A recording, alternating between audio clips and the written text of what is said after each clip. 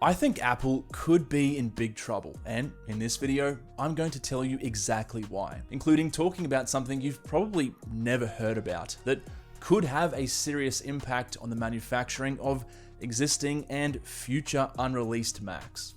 But let's start with the most recent round of new products from Apple, and why it just felt really weird, almost as if something was missing. As you already know, Apple loves to do big announcements and either in-person or virtual events to talk about updates to existing products and introduce new ones. But in an uncharacteristically low-key announcement, Apple launched a refreshed iPad Pro with an M2 chip, a slightly updated Apple TV, and a brand new entry-level iPad, as well as some other things like the iPad version of DaVinci Resolve, which I'm really excited for, by the way. But that's it. No new MacBooks, updated Mac Pro, Mac Mini, or iMacs, even though there have been a ton of rumors and leaks saying there would be.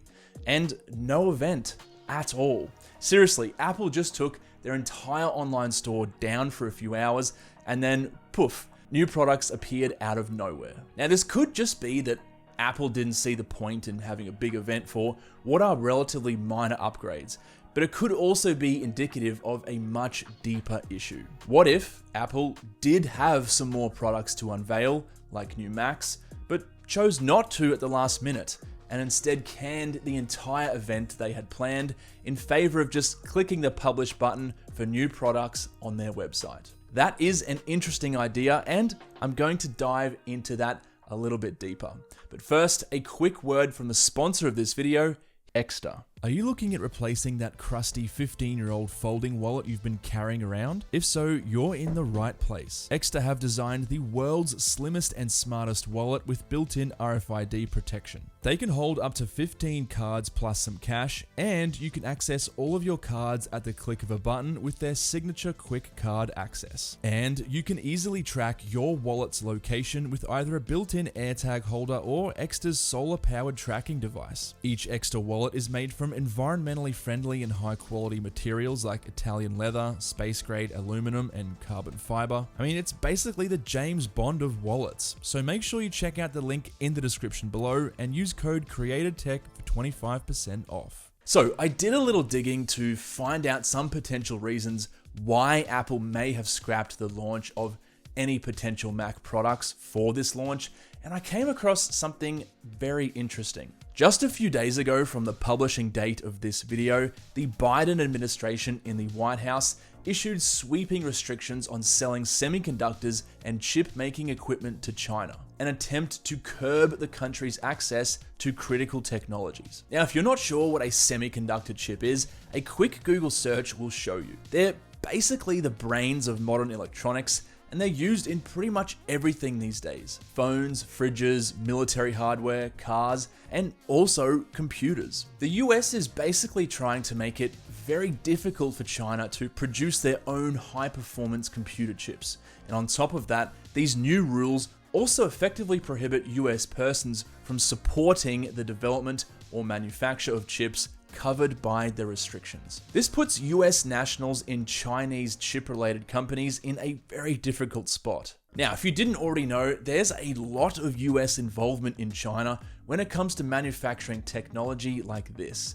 Now, a lot of the top executives or engineers are actually naturalized citizens who were born in China and studied at American universities or worked in the US chip industry and have now moved to China, sometimes even working in the same company. And they're basically being told, hey, if you keep working this job, we're going to take away your American citizenship, which, I mean, to me at least, is a pretty big deal. Now, we could get into the politics of this decision and talk about if it's right or wrong, but this is a tech channel at the end of the day, so I don't want to get into that stuff, guys. It's just a little bit too political for me. What I do want to talk about is what kind of effect it could have on Apple, specifically the Mac lineup.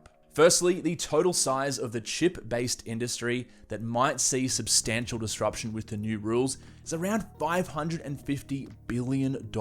And Chinese firms made up 16% of the global fabless semiconductor market in 2020. And in 2022, that figure has actually increased to something around 20%, but it does vary from source to source, so I'm just kind of averaging it out there. Now, look at those pictures of semiconductor chips again, and tell me if you see any similarities between them and the M1 and M2 chips used in the current Macs. That's right, it's the same thing.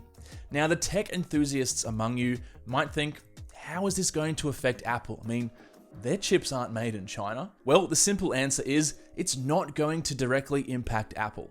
China does most of the manufacturing of the actual Mac computers themselves, but the chips are produced on a tiny little island just off the coast of mainland China called Taiwan. More specifically, a company called TSMC. And guess where China is going to have to go to plug this massive gap in their chip manufacturing?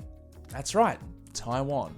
Now, of course, this isn't just limited to Apple and the Mac. I mean, you're going to have iPhones that are impacted, iPads, Nvidia, all those companies that do chips and need semiconductor chips for their products, they're all going to be impacted, but obviously, this is a mainly Apple-based channel, so that's what I'm focusing on. Now, if we take a step back for a second and go back in time, you might remember I made a video about a similar kind of topic a couple of months ago. At the time, there were massive global supply chain issues.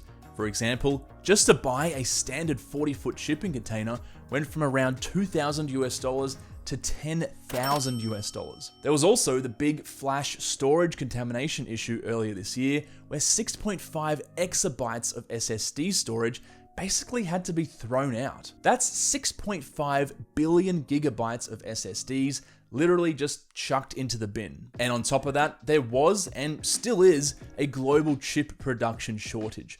There just aren't enough to go around, which is an issue because, like I said, pretty much everything these days require chips. Now, Apple is a huge player in the manufacturing market, so they do command a lot of influence and were able to weather these issues relatively well. I mean, yeah, we saw some delays of shipping Macs out over the last few months, particularly earlier this year, but in the grand scheme of things, I mean, it wasn't that bad. Base model Macs had pretty good availability. It was really only when you went to customize certain upgrades that the delivery window started to balloon out. For example, if I want to order a base model M1 Ultra Max Studio, I can walk in and pick it up right now. But if I upgrade the RAM, sure, I have to wait 3 to 4 weeks, but I mean, that's a far cry from the 3 months it was earlier this year for some Mac products. So by China having this big restriction put upon them, there's a good chance it's going to put a lot of extra pressure and have a knock-on effect on Taiwan, which is already at capacity. And in my opinion, this could be a good explanation as to why this Apple event just seems so weird. Like, maybe Apple was going to get rid of their last Intel product, the Mac Pro, or even refresh the 14 and 16-inch MacBook Pros with M2 chips, although I don't know why they would do that after just launching them a year ago. But at the end of the day, I mean, I have no idea what impact this decision by the US will have on Apple, or if it'll even impact them at all, or if Apple was even planning on launching new products at this time. I mean, maybe they just never planned on it. I guess we won't know until next year. And Apple is a pretty significant US-based company with a lot of bargaining power and a lot of money. So maybe Tim Cook is gonna work his magic and smooth everything over. Anyway, I just thought this topic would be fun to explore and maybe pique your interest to do further research into these pretty crazy sanctions the US is putting on China. The supply chain and semiconductor sector has been pretty volatile ever since the pandemic hit, and this just seems like another wild card thrown into the mix.